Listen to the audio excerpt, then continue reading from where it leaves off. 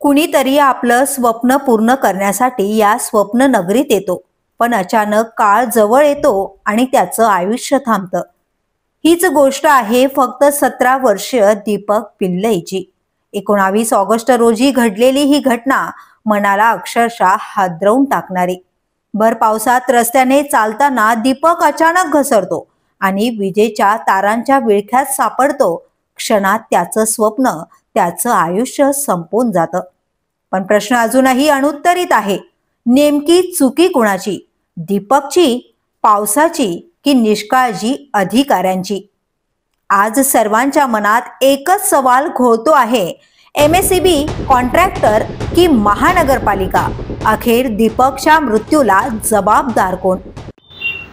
मुंबई शहर हे स्वप्नांचं शहर म्हणून ओळखलं जातं आणि याच शहरात आपलं स्वप्न पूर्ण करण्यासाठी 17 वर्षांचा दीपक पिल्लई आलेला होता आणि त्याच्यासोबत अतिशय अशी दुःखदायक घटना घडलेली आहे.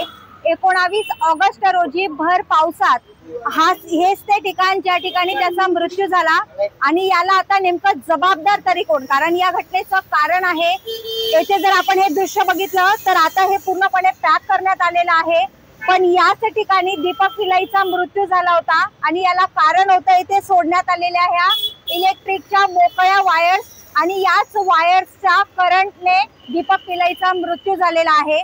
तर दीपकच्या मृत्यूला नेमकं जबाबदार तरी कोण?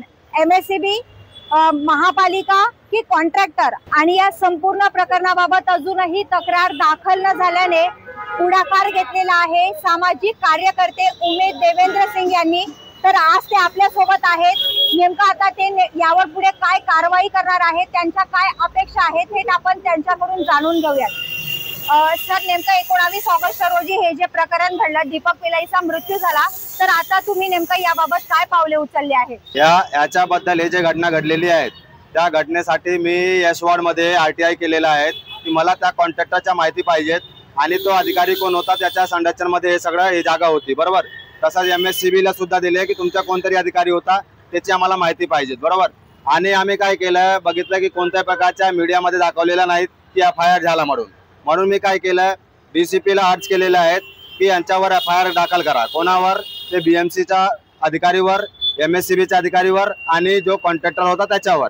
DCP ला अर्ज केला. त्याच्यानंतर भांडूपचा जो ACP आहे त्याला पण दिले आहेत आणि जे भांडूपचे सिनियर आहेत त्यांना सुद्धा दिलेले आहेत आणि त्यांना आता विनंती केलेली आहे की तुम्ही लवकरात लवकर त्यांच्यावर FIR करा, अशी आमची मागणी आहे. कारण हे मृत्यू नाही आहेत, हे हत्या आहेत.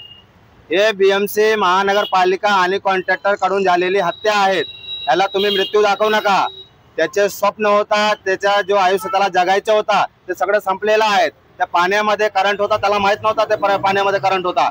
त्याला सोडा. आम्ही सुद्धा उद्या जर जात असतो, आम्ही आजूबाजूला गाडी बघत असतो की कोणतरी गाडी आम्हाला ठोकली नाही पाहिजे, पण आता असा भीती वाटतो की खाली करंट आहे का, असा पण आम्हाला प्रश्न पडतो की जाताना आम्ही खाली बघत जाऊ का, खाली करंट आहे का. आता हे कल्पना आम्हाला कसं येणार आहेत?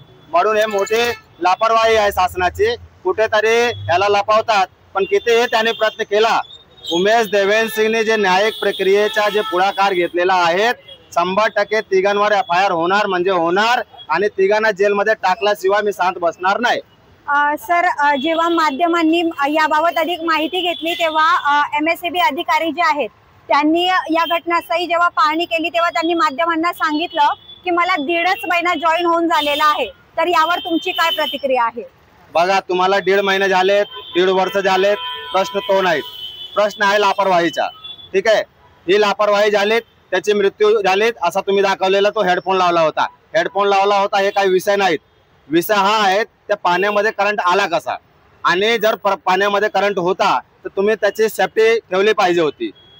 असा ऐकायला आला की माणसं त्याला सांगत होते की थांब बाबा, पण ते सांगता तुम्ही त्याला वाचवला असता तर किती बरा झाला असता, तो वाचला असता तो माणूस, पण तो वाचला नाही. कुठेतरी आज त्याच्या कुटुंबावर अन्याय झालेला आहे.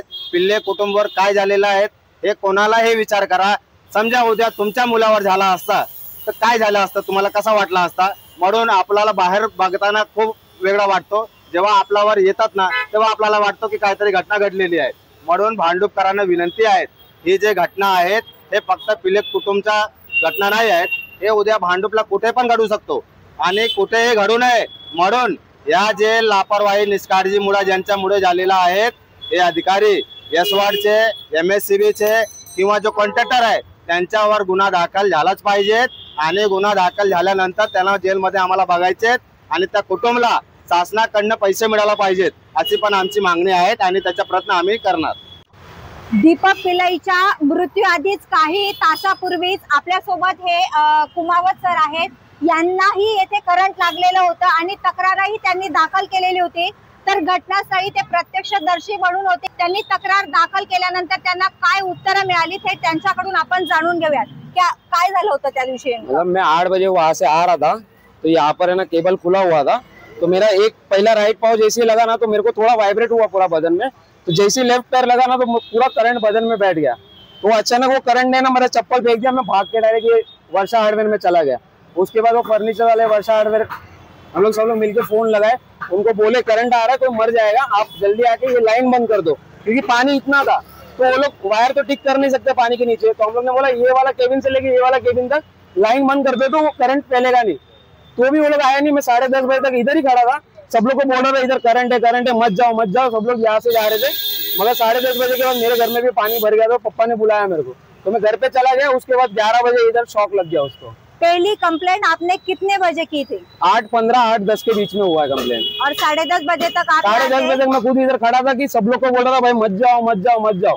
हम लोग खुद इतना सेफ्टी रख रहे थे, मगर वो लोग आए तो नहीं आए। और ये सब जो काम हुआ है वो कब हुआ और कितने बजे? उसके बाद ही हुआ है पूरा। कितने बजे? ये वो लोग जैसे उसका लड़के का मौत हुआ उसके 15-20 मिनट बाद तो 15-20 ऑफिसर आके खड़े। बाद में फायदा क्या है आके खड़े रहने का?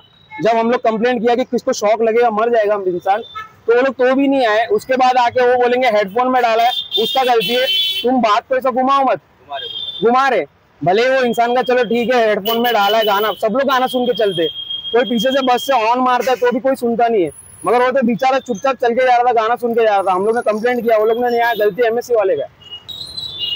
दीपक पिल्लई यांचे मित्र आपल्या सोबत आहेत। दीपक पिल्लईच्या जाण्याने त्यांना खूप मोठा धक्का बसलेला आहे। तर आपण त्यांच्या भावना जाणून घेऊयात की काय आहे तुमच्या यावेळी आता भावना? हे जे झालंय ते आता चुकीचं झालंय, म्हणजे शासनाचं जे लापरवाही आहे ते दिसून येत आहे।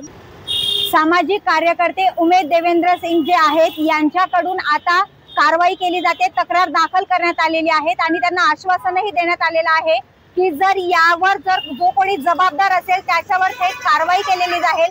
आणि आता यांच्या प्रयत्नांना कितपत यश मिळतं आणि दीपक पिल्लईला न्याय मिळतो का हे पाहणं महत्त्वाचं ठरणार आहे। सुमय दंडवतेसह विद्या अमृतपाल, शहर मुंबई। व्हिडिओ आवडला असेल तर लाईक करा, शेअर करा आणि आमच्या चॅनलला सबस्क्राईब करा। बेल आयकॉन दाबायला विसरू नका।